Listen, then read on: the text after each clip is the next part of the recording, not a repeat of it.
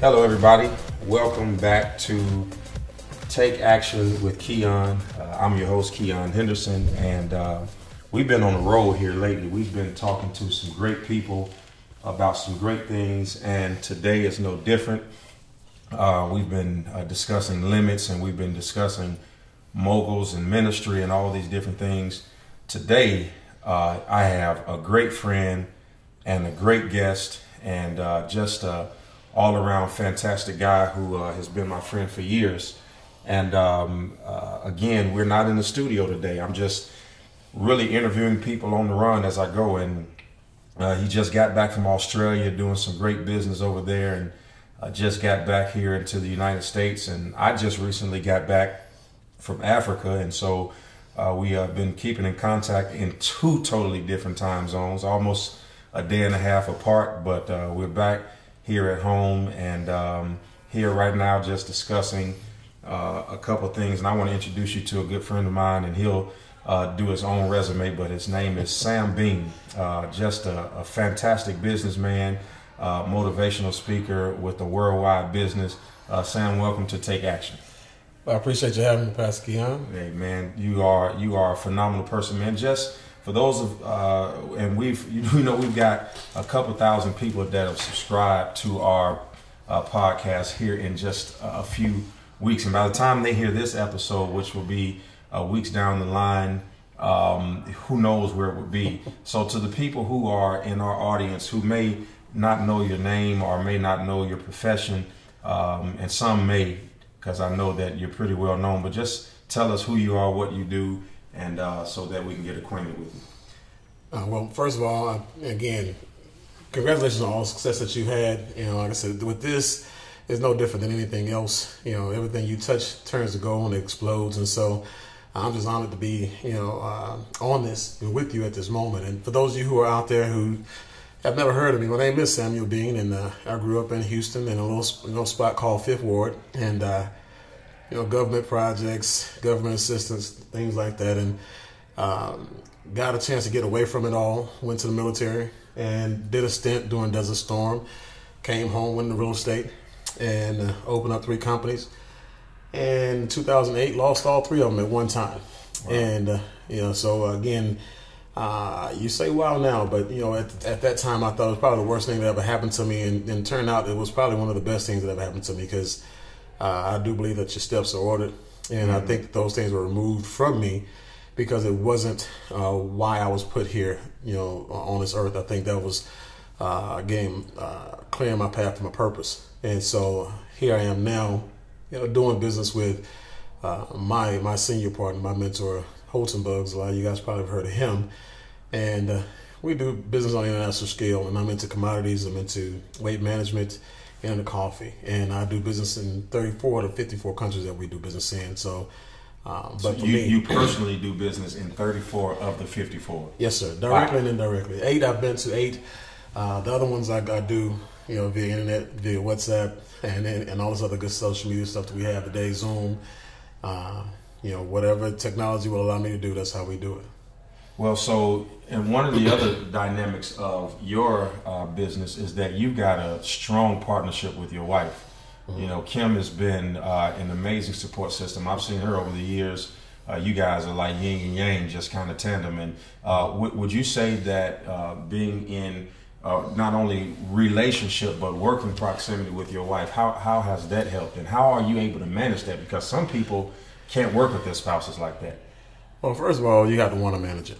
For me, I grew up with the old school mentality that the man runs the house and makes the decisions. And once I realized that my wife was a whole lot smarter than I gave her credit for, and I started listening to her and started taking her advice, things start to grow, things start to prosper. We actually got a lot tighter, communication got better, and next thing you know, it's been pure bliss. Actually, it's us working together business-wise has actually helped our marriage. We hadn't had we probably had one argument. I'll take that back in the last maybe 9.5 years. What? Yeah, one real argument. Wow. That's it. And then again, because of the business forces us to personal development. It first forces us to go through our process of working on ourselves, and in that process we end up working on ourselves for each other. So again, I got better at communicating with her, and she got better at not nagging me. Don't tell her I said that. Yeah, I got you. Well, hopefully she's not listening to this, but I know my sister, she probably will, because this is self-help and self-development. Let me ask you, what is your top priority? Top priority right now is it's family. And for me, when you look at everything that I do in my business, it's helping everybody else, putting everybody else's families first, which means that my family will never be last, and making sure that I help people retire, puts me in a position where I never have to go back to work. All right, so let's stop right there. So one of the portions of your game plan is to make sure that other people retire, so you don't have to go back to work. Yeah, so this is the thing. If the foundation, is very, very important, and so for me, I want to build my successes on the backs of other people's successes that I help create. So when you look at you getting to the top by yourself, it means you're flying. And if you ever lose your wings because you get too close to the sun, you come tumbling down. And so for me, I'd rather take the stair-step method, one brick method, and help one person at a time, put them in a position where they have a choice now to walk away from the job, or they have enough substantial, part-time income to where I'll never have to worry about income at all.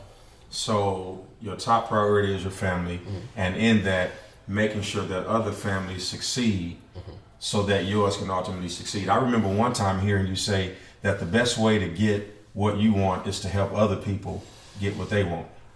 For me, that's not the main thing. That's the only thing.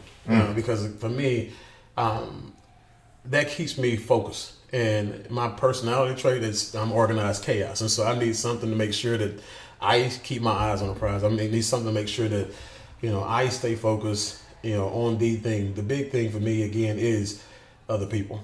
For me, I've spent my life working on building relationships and working on people skills. And when a person meets me, I call it, I give them a Sam Bean experience. And so you can't walk away from me without falling in love with me. That's just how I, that's just my affirmation. You sprinkled that dust on me too, man. I fell in love with you the day I met you.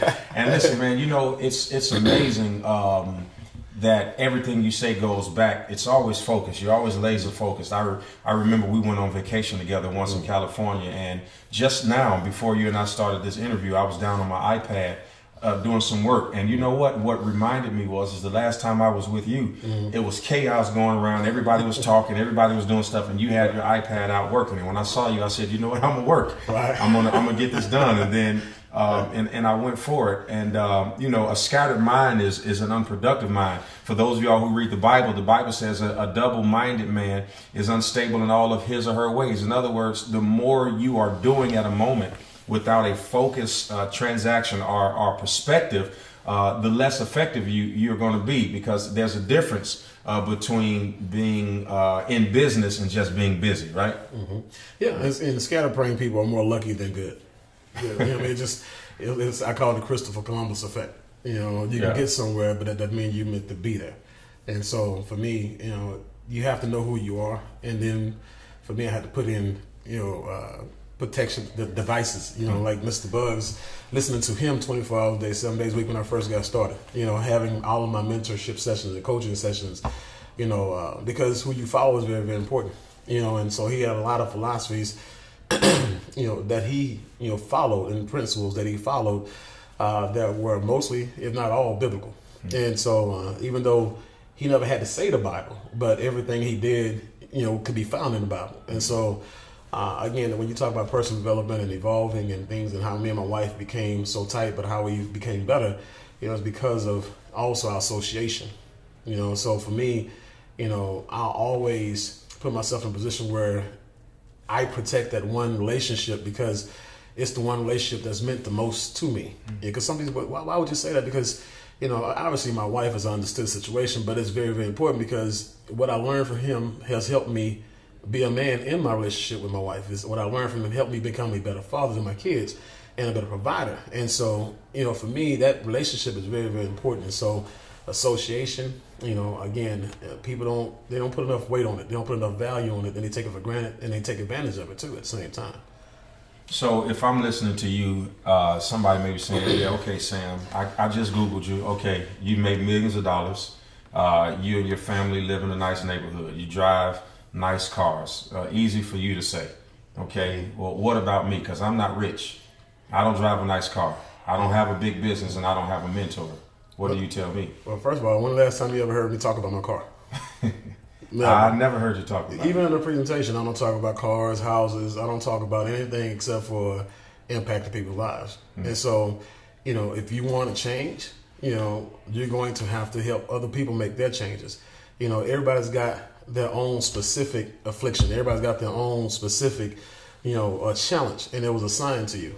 And so, if your challenge was health, if it was, finances, if it was, something, whatever it is, that you could see as a hindrance or a problem or an excuse, it was assigned to you. So once you learn how to get around it and get it out of your way, then you can help the other millions of people who are behind you who didn't have the courage to, get it resolved to begin with. And so that's how you create, value for yourself. That's how you go out there and add value to yourself by adding value in a solution to something that's needed in the market, in society. So for me, the other thing is this, again, it was about association. Being around, like if I'm hanging around you, per se, I'm going to be a better person. It has to be that way, because if I'm not a good person, I'm hanging around you, it will make me uncomfortable to be around you. So I have one or two options. I have options to either leave your presence or stay around it and get better, so I fit in and get comfortable. So when you look at Mr. Bugs, my mentor, my association with him, his personal development level is so high. His financial thermostat is set so high. The income that he earns is so vast that I have to be able to have a conversation with him. So I have to get better. He's not going to dumb himself down so I can fit in. So he's forcing me, to become a better man. He's forcing me to become educated. He's forcing me to become responsible. And so find some people who will force you to change. Not because they want you to change, but because it's necessary and you require it of yourself. So then tell me some of the things that I can do, and some of our listeners, because some of them are just getting started. We did a research study and found out that the majority of our audience is between the ages of 25 and 34. So you're talking to a millennial group right now, who's in between not yet and already. It's like they're in between. How can they be more effective? What tips do you have for them? Well, when you look at millennials today, a lot of the millennials don't want to go to work, and there's nothing wrong with that. I don't want to go to work. They're very, very ambitious, and it's not that they're looking for the shortcut; they're looking for the answer. And so, for a person who stay right there, because I think that a lot of their babies just leaped, and because a lot of millennials are so dogged and ostracized by older generations. You just said something that I've never heard before, and I think that a lot of them will agree with. They're not looking for shortcuts. They're looking for the answer. The answer. Can you elaborate on that? Yeah, well, see, this is the thing. Your grandfather, he did things a certain way, and you're supposed to learn from him and evolve. You're supposed to be better. You're supposed to make more. And when you look at millennials are not supposed to. If their parents made $30,000 to $50,000 a year, they're not supposed to make $30,000 to $50,000. They should make $150,000 to $250,000 because they should have learned and evolved. And so if a person, who raised me worked 50 or 60 hours a week and they knew that wasn't the way, they should have been teaching me, how to actually work 10, 15 hours from home for myself as opposed to working 50, 60 hours or even 50, 60 hours for myself. The hours are irrelevant, but for myself as opposed to for somebody else. And what I like about the millennials is that a lot of them are extremely internet savvy. They're very, very resourceful, and they have great communication skills. They're not afraid to speak with people and talk to people.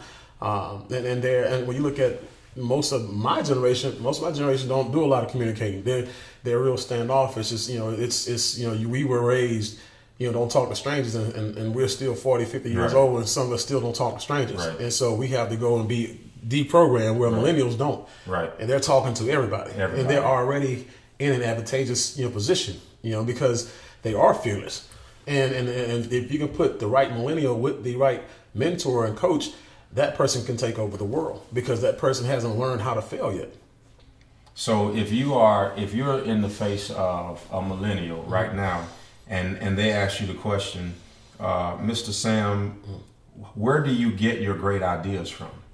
Where can I go What can I read? What can I do? Because you're saying they're looking for the answer. And so, not a shortcut, but an answer. Give me an answer. This is the answer. The one thing that, when you look at millennials, social media is huge. Okay, and so now you can it's the information age. People are paying for information, but also information is being given away for free. And when you look at YouTube is one of the biggest sources of free, valuable information. And whatever it is that they want to do for a living, whatever challenge that you are having in your life, marriage, finances, whatever it is, you can Google it, or you can go to YouTube, and there's a video on it. There's a link on it. And what you do is you now start taking the information, start watching videos, and start listening to, everything that you feel like you need, in the area of your life that you need the help with, whether it be business, life, personal, whatever, weight, addictions, whatever it is. YouTube has so much stuff. That's a start right there.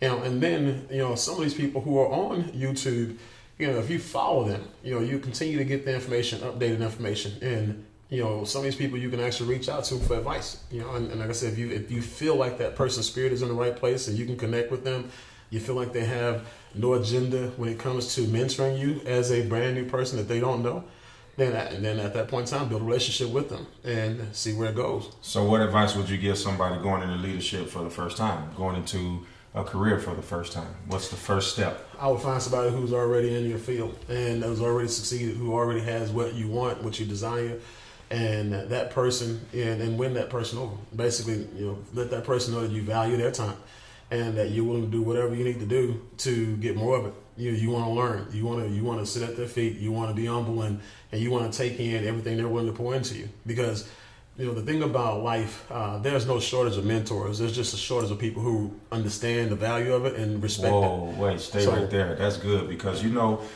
I just thought about how we look on television and we see all of the mentors we would like to have.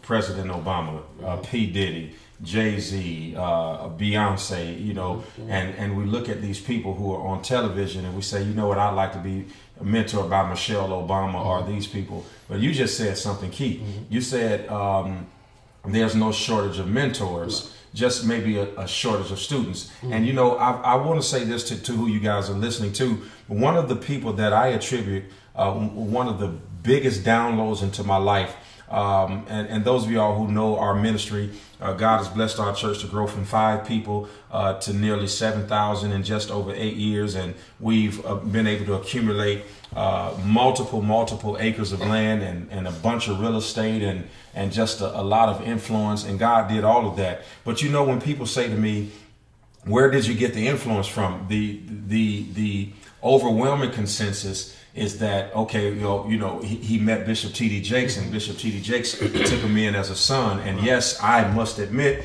that being under the tutelage of Bishop Jakes has changed my life. It has changed the trajectory of my life. He has been to me what Mr. Holton Buggs has been to you, opening doors that I didn't even know needed to be open, closing doors that I tried to get through.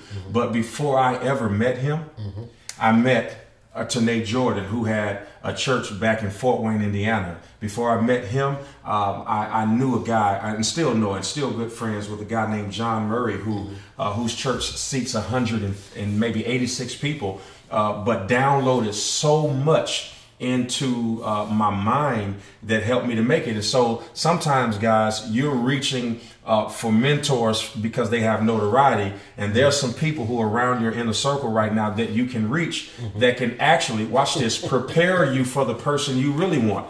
You see, it was the Tanae Jordans and the Kenneth Flowers and the Cato Brookses and all of those people that I knew, Marion Johnson, all the people that I knew as a kid growing up, whose names you may not even know, Donald L. Parson. These are all preachers that I knew growing up, who were never famous, who were never on television, who had never built 30,000 member churches, but because of my connection and association with them, they, through their tutelage, made me palatable for somebody else, because I wasn't so low where I had to come all the way from the bottom. And I see you smiling because something must be jumping in your head when I said that. Oh my goodness, yeah, it really is, because you have a lot of people who, in my industry specifically, they look at the person who makes the most money, and that's a bad gauge. They look at the people who have the biggest teams. That's a bad gauge, and they look at all the wrong, the wrong markings of what they should use to judge coaches and mentors. And so, I had a young man I talked to probably about 3 years ago. And I remember this person, he looked down, on my leadership, not necessarily because of the leadership style. He just felt like, for me, I was the guy to mentor him because I was only making $25,000 a month at that time. Mm. The guy that he wanted to mentor him. Ladies and gentlemen, he was only making $25,000 a month at that time. I want you to just stop and smile at that. That'll show you how successful he is. But go ahead. So the guy that he wanted to mentor him was the guy who made $100,000, a month. And I explained to him, but first of all, you haven't even made $1,000 yet. Okay, so let's start there first. Right. You're not even prepared to even sit at the table of the person who is making $1 million, $100,000 a month right now. You're not that guy. The fact that you make $250,000 a year at your job, okay, that's $20,000 a month at your job. That's great. I said, but that's not this industry. I said, you got to cut your teeth. You got to earn your way up. Mm-hmm. You got to get there, not by accident, but on purpose. And so you just can't, come in and say, hey, look, I want Bishop T.D. Jakes to be my mentor and coach. You're not ready for that because you don't know what that looks like. Because if you waste Bishop T.D. Jakes' time, you won't get it anymore. Mm-hmm. Just like those people who you talked about that these people hadn't heard about. Those people are the blessings. Those people are the real reason why they prepared you for that relationship. Absolutely. They groomed you for that relationship. And so, me and that guy have a really good relationship these days. And he's doing real well. He's a 6-figure ring earner in my group, but he had to have that conscious interrupt at that point in time to let him know he wasn't who he thought he was at that time. What's a conscious interrupt? Yes. The thing about it is when you have a conscious interrupt, it's something that comes to the light that you were ignorant of, and it made you think. He made himself aware that he was acting out of ego. It made him aware that he was acting out of de-edification and disrespect. He was acting out of personality and character because it really wasn't him that was doing the speaking. It was it was just his ego talking at that time. And so when I knew I could have a conversation with him about that, and when we had that conversation, he lined up. Not right away, but he lined up because he had to be taken back. And it stung a little bit, but I wasn't going to, spare the ride because, I really needed him to get the information. I really wanted him to win and succeed. And I didn't want him to, get a sugar-coated situation where it's going to hinder him. And he thinks that he can still go and do that. But, that conscious interrupt, I've had a lot, because, even in my industry, when you say you have people who think this because they grab a microphone in the Bible, that they're going to have a big church. And no, the conscious interrupt is, when you sit down with a Pastor Keion and you go back and trace his steps and you see everything that he went through, you at that point in time have a conscious interrupt. You at that point in time realize you really don't even want to be a pastor because you don't want to have to go through what he has to go through. A lot of people look at what God has done now, and what they don't see is that my first assignment as a pastor was in a room at a laundromat. Mm-hmm. And I had 3 people listening to me preach, and I had to tell the church to say hallelujah in between the wash and the rinse cycles. And people were coming to the laundromat and they were buying Pepsi Colas. And in those times, everything was in cans. And right during church, you would hear this can dropping down, making this loud thump. And then God blessed me from there to start a church in a daycare center where we had to clean up the diapers every morning. And we were renting a sound system for $250 a week from a guy named Rob Ryder. And then when we really did start doing well and got 200 members, we got a church building that was 115 years old where the ceiling was falling down and the pipe had burst in the basement, and the water was so deep that it came up through the second floor, which means that the water in the basement made the carpet wet on the first floor. We've had all kinds of things, no heat in that building, having to sit in the room with a metal chair and a TV tray as a desk. All of that prepared me for, and this is why I still walk around a 65,000 square foot building, still picking up paper off the ground and still caring about the small things and still picking up. I was just in the parking lot the other day, picking up rocks and throwing them back in the rock bed because it has to be done in excellence. Those moments train you on how to take care of see, excellence is one size fits all. Doesn't matter what size the organization, doesn't matter what size the business. Right. You've got to do it in an excellent manner. Just the last thought, I'm looking at your t-shirt and it says sleep is the new broke. Sleep is a very expensive activity, which for some is a poor financial decision. Sleep is for suckers. Explain that. Yeah, well, sleep, you got both. You have obviously the literal and the metaphorical. You have a lot of people who are sleeping on life. They think that just because they wake up, things are going to happen well for them because they're good people. They think because they pray that God's going to drop money in their bank account. He's going to, he's going to actually fix the engine in the car. They think that all these things are going to happen because they pray and because they're good people. And my goodness, that is hilarious. Who are on their feet sleep. And 97% of the people who are in America will die with less than $300 in the bank, and a lot of them are good people. Wow. And so they're asleep. They're out on their feet sleep, one.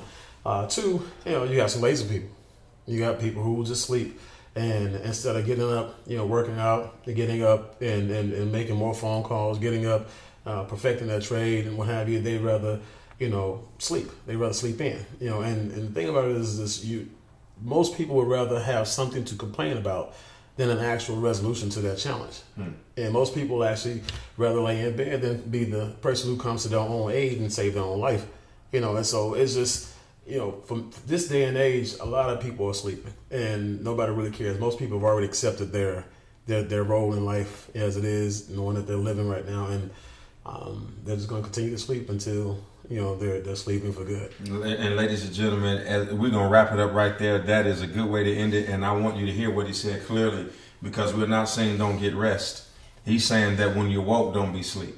He's saying that when you are walking, don't walk dead. Don't be a zombie. Do something with your time. Do something where you deserve the sleep. Do something where you earn the sleep so that you can enjoy the sleep. This is Keion Henderson, along with my good friend and lifetime buddy, Mr. Sam Bean, who is doing a phenomenal job. Sam, what's your Instagram? S Bean Jr. S Bean Jr. SBEAN. S Bean Jr. You can follow him on Instagram. He's always putting up something inspirational. I go to his page on purpose every day. This is my good friend and my good buddy, Sam Bean. I'm Keion Henderson again, and we will see you next week on Take Action with Keion. God bless you all. Love you, and there's nothing you can do about it. Friends and colleagues, it's time to take action and subscribe to this podcast. Follow Keion Henderson on social media at Pastor Keion. Visit the website daily for lifestyle, leadership, and learning at KeionHenderson.com. Until next time, keep leading, keep learning, and keep doing life.